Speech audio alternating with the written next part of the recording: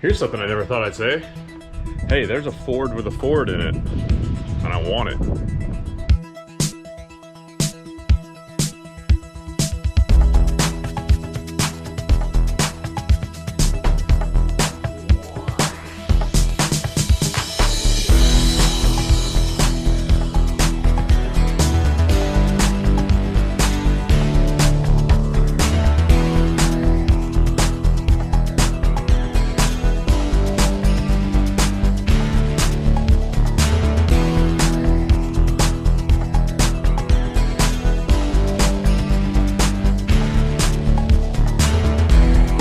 The following is a comprehensive list of things I thought I would never say.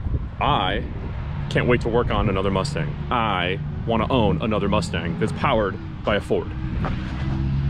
But 2021 is a year of firsts, and this is probably one of the sickest and cleanest cars that I am thankful to have had the opportunity to work on. Hold on. Hang on, hang on.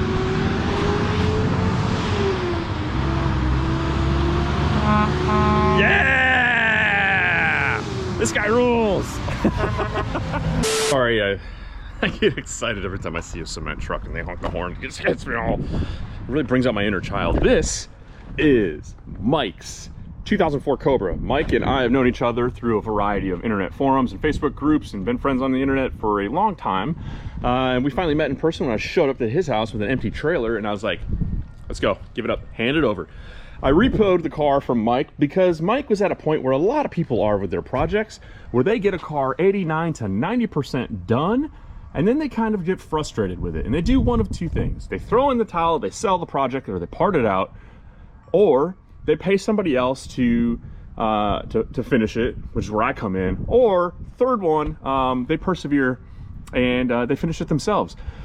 It's kind of, you know, I always say it takes 80% of your time to finish the last 20% of a project. I don't always say that, but I've heard that before from somebody. So I'm gonna go ahead and steal it and pretend it's mine.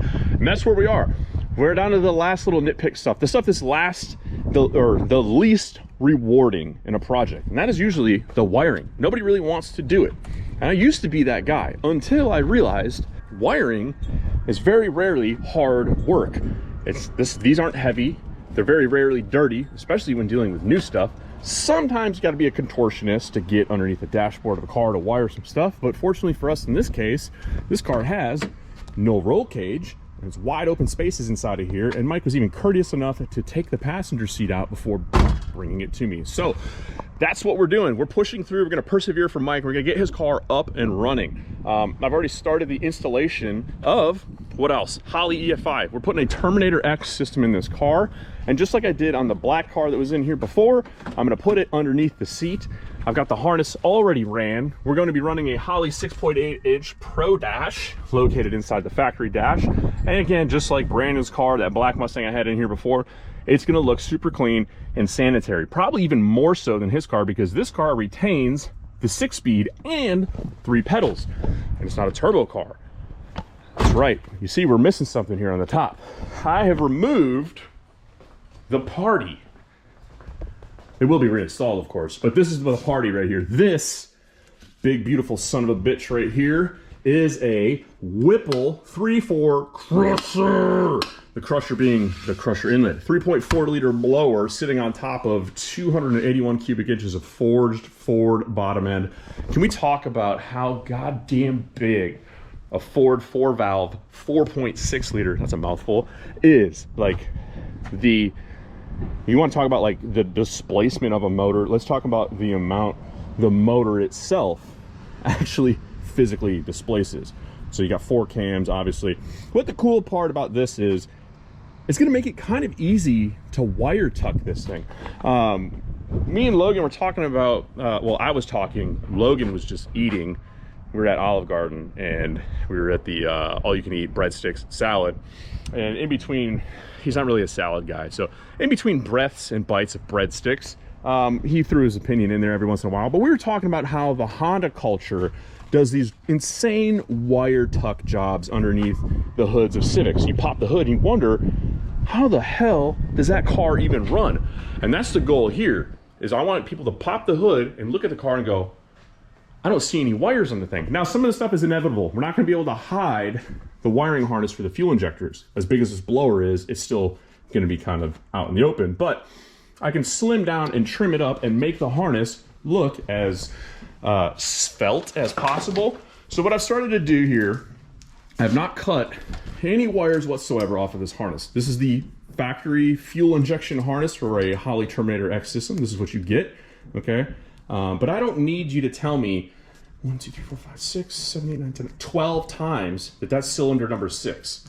So what I'm gonna do is I have a custom label maker for heat shrink. I'm just gonna print and tell you like, hey, this is passenger side, this is driver side back here. We're gonna tuck it and we're gonna encase this in some Raychem DR25 heat shrink, which is actually like mil-spec levels. It's fuel resistant, solvent resistant, and it makes a really nice, tidy, clean wiring harness. So under the hood here, we're gonna do the same thing. And I've already kind of started on some of this stuff. Mike said, can you please make sure that these harnesses are labeled so I can make sure that I don't mess it up if I ever have to work on the car. And I was like, of course, dude, I can definitely do that. So I've custom printed all of these labels to make sure that it's impossible for someone, even as dumb as Mike, to screw this up, okay? So that's where we're at. We're dealing with some label making, some heat shrinking, some wire cutting, and some installation. The next time you see this car, hopefully, Mike will have brought me the finishing touch products, if you will. We're waiting for a radiator, the fuel system, and we're gonna figure that out. We're gonna get rid of a few of these lines back here that have been cut off, and I'm gonna continue to trim and tuck the harness as much as mustard possible. That's it. This car looks dope. I'm super stoked on it. I never thought in a million years I would say I want a Mystic Chrome Cobra, but between the BC forged wheels, the crazy highlighter yellow highlights, that's why they call them fucking highlights, because they're, oh, I get it. This car's super clean, super sanitary. Mike's level of OCD is almost as high as mine, so I think when our powers combine and Captain Planet, you know, whatever, this thing's gonna look fucking sick. Head over to claptout.com/store, pick yourself up some merch. Be sure to listen to us anywhere you listen to podcasts, and continue to tune in every Tuesday and Thursday as we drop new episodes here on the channel. We're trying to be a little bit more structured about how we do this. What's up with these taillights, Ford guys, huh? Who's gonna sign for that? I wanna know, why are those things so damn expensive? Why are you guys paying so much money? You want to call people ricers for putting clear taillights on the back of their car, yet you're paying umpteen freaking dollars for some yellow bullshit that was only available in Europe.